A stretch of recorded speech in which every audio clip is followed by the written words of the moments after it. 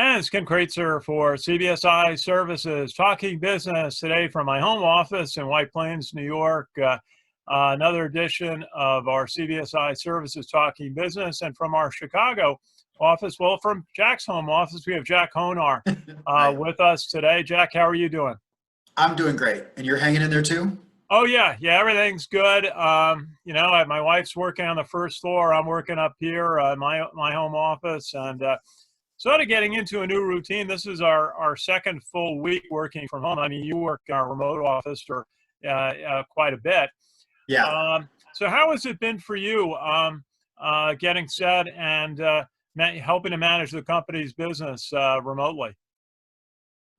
For me personally, it hasn't been too big of an adjustment because, I work out of our remote office here in Chicago. So moving that process to my house wasn't a big deal. And I actually started self-quarantining, if you will, about 3 weeks ago, only because I could.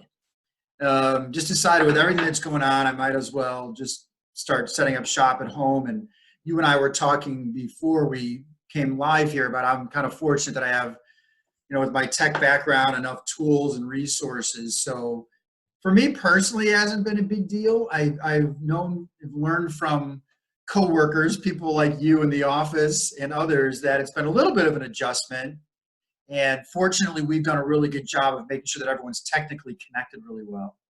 Well, I think that's one thing. I mean, I'm very proud of how our whole company and staff shifted to home offices, not missing a beat in service to our clients, the many banks that we work with, and then the many customers who really had some very significant emergency needs over the last several weeks with so much going on with the COVID virus situation. Tell us a little bit from your perspective, what were the keys for us to be able to effectively move to home office and take care of our customers? Yeah, great question. I think because of myself and a few others who have remote access to the organization, we already had a platform in place, right? And you could debate whether or not it's the best platform in the world. I think that's irrelevant. We had one in place. And so the question was really less about the technology and more just getting people used to having that type of access. For someone like me, like I mentioned earlier, and a few others that in our organization, setting up remote access is not that big of a deal. For others, logging in, not being able to sit next to one, all those types of dynamics were a bit more challenging. However, I think it took maybe 1 or 2 days for our peers to really get the flow and feel for things. Ken, it's like anything. When you're working from home, it's a shock to a routine that you're used to. Sure. And so, the tendency can be, and again, you're talking to a veteran of working from home and working remotely of more than 20 years. So I still get up early, still take a shower, still do all the normal things I would do if I were moving to an office. I think that was just the only adjustment for folks was, how do I do this now? But technologically, we were spot on. No miscommunications. We use a lot of external tools for reporting for clients, not a drop in that process whatsoever. So I think we were well prepared for it. And again, hats off to the tech guys, Tim, Gion's been a part of this, certainly Steven. So I think if anything, we were technically ready. Individuals had to deal with the emotional challenges. And what I don't have and what you don't have, but what some people have in our office is kids at home, right? Yeah, So that's pretty cool. How do you parse out? You were talking earlier, and I can't wait for you to do the segments about setting up your Wi-Fi correctly so that we can do a discussion like this. My son's home from college, and I told him before he started, I'm getting online, no more Xbox or PlayStation, because I know that would just drain the Wi-Fi. So I think there are some families of ours, or of our own family, that have had to manage kids and things like that, but everyone figures it out. It's all. I'm super happy. I've been on several conference calls over the course of the last 2.5 weeks, and I personally can't tell the difference. So I'm really happy with it. Well, and we got to recognize Gerard, our Chief Operating Officer, who really had a lot of foresight in what was going to happen and making sure everybody was ready. For sure. We had the infrastructure ready to make the shift and most importantly, be able to continue smooth service to our clients. Now, Jack, you've been working with our team that manages our contact center partners who take calls on behalf of the many banks that we serve on behalf of our programs. How has that been going? What kind of activity have they've been receiving? I'm sure there's been a lot of calls from customers about what's been going on. So each one of our, so as you can imagine, let's set the table. Everyone fell under the same umbrella of shelter in place for the most part. And where our call centers are located are certainly in areas where that's in play right now. And so our call centers enacted their contingency plans and their business continuity plans with some support from people like Sonia, Tara, others within our office, Megan, for example, Gerard, certainly, to make sure that they could comply with the safety regulations that we all know are important and not lose any business continuity whatsoever. To give you even more detail, I just had a call with one of our partners where we were in fact using the same exact tool right now. We were using Zoom, and you get to see everybody, and the tech group was working really well. All of our partners have been able to enact their business continuity plans. Call center volume went up because we're in the travel insurance business, so we saw an enormous spike. I wish I had the numbers in front of me, but I think it was to the tune of 30x or something like that of a percent of calls, 300% call increase. And yet, while call times were certainly a little bit longer for wait times, and we kind of anticipated that, we're actually able to bring those wait times down, maintain safety at all of our call centers for those reps that are there, and business was able to flow. So all of our partner programs implemented their business continuity environments. And again, I was on a conference call with, I want to say 20 people today, and seamless, absolutely seamless. So really happy. And my gut tells me, just from everything I'm reading, that a lot of businesses have been able to handle this aspect pretty well.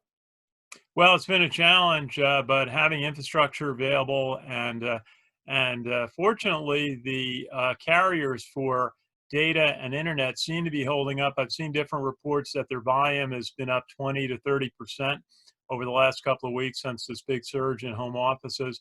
But so far, the infrastructure seems to be able to accommodate this big volume that they're seeing. It does seem to be working well, correct. Jack, let's talk a little bit about some of the ways that we're keeping engaged with our customers. The many banks at CBSI Services supports with credit card benefit programs. And you have just had a newsletter go out. We had a Talking Business issue just go out Friday. Tell us a little bit about some of the ways that we're keeping in touch with our customers, the over 1,000 banks that CBSI Services supports. Well, first of all, I can't thank you enough, because this Talking Business forum and the work that you're doing is excellent. And using video, as you know, is a great way to communicate quick stories. The purpose of our call today is more of just a CBSI PSA to let everyone know, especially our customers, that we're fully functional from reporting to communications to conference calls. That's all working. Our business partners are working well. And so we're taking it a little bit further than what we normally do in being more active in sharing different stories of things that we hear. So we will certainly share directly with our consumers via our email and some other channels if there's any changes to anything that we're working on. We've had nothing to that end as of yet, which is great. We're going to be leveraging your Talking Business show. You and I, we talked about this earlier, are going to speak once a week. I know, meeting with a whole bunch of different business professionals, so I highly encourage everyone to subscribe to your channel. We're going to be more active on Twitter and other social media so that people can see what we're doing. Again, our customers are very tight and linked to us. We're trying to make sure that that's broadly reached if people don't have access to email and things like that. So moving forward from today on, much more active in what you see on our website. So as we read news articles, as different information appears, we're going to be posting that. Gerard has talked about how he'll provide every other week some sort of executive update to let you know where things are going, and if that frequency needs to increase, we'll do that. We're going to take full advantage of all the different mediums out there. And I'm not kidding again when I say this. Your Talking Business is awesome. And while I've always loved the one-on-one that we have, what you're doing to keep our employees informed, which I think that's important too, our clients informed and just the general population informed is awesome. So keep up the good work.